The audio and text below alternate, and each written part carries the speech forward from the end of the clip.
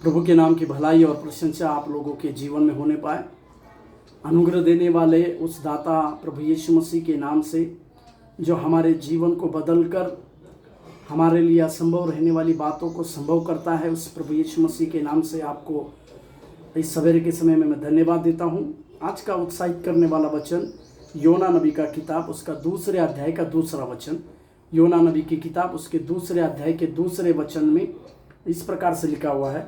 मैंने संकट में पड़े हुए यहोवा की दुहाई दी और उसने मेरी सुन ली। अधोलोक के उदर में से मैं चिल्ला उठा और तूने मेरी सुन ली। ये प्रार्थना है योना की, जिसने परमेश्वर की बातों को अनसुनी किया। जिस जगह पर परमेश्वर ने उसको जाने के लिए कहा था, वो जगह की बातों को सोचकर परमेश्वर की बातों के लिए उसने महत्व नहीं दिया। पर जिस प्रकार से परमेश्वर ने जिसको निनवे जाने के लिए कहा था, वह तरतीस चला गया बोलकर देखते हैं। और बाइबल इस प्रकार से बतलाती है कि इस योना को 3 दिन 3 रात जो है एक महामच्छ के पेट में उसको रहना पड़ा।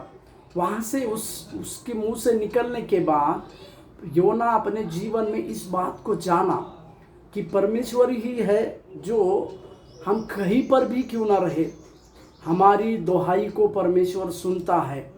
या योना अपने व्यक्तिगत अनुभव से इस बात को समझ पाया कि परमेश्वर ही है जो हम कहीं से भी उसको दुहाई देंगे तो परमेश्वर हमारी प्रार्थना को न केवल सुनता है परंतु हमारी सुनकर हमें आज़ाद करता है।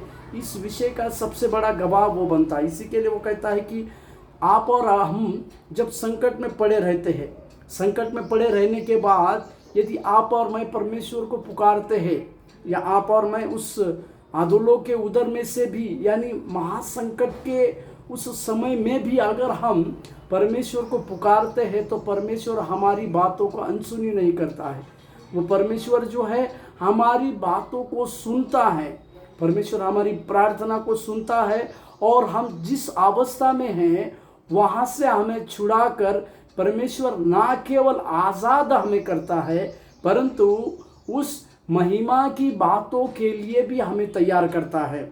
इसी के लिए मेरे प्यारों, यदि आज हम किसी प्रकार के संकट का सामना कर रहे हैं, आज आप और मैं किसी प्रकार के संघर्षों का सामना कर रहे हैं, तो उस परमेश्वर को पुकारने के लिए कभी भी लचकलाइए मत। उस परमेश्वर को लगातार पुकारिए, क्योंकि वो परमेश्वर हमारी प्रार्थना सुनने वाला परमेश्वर है।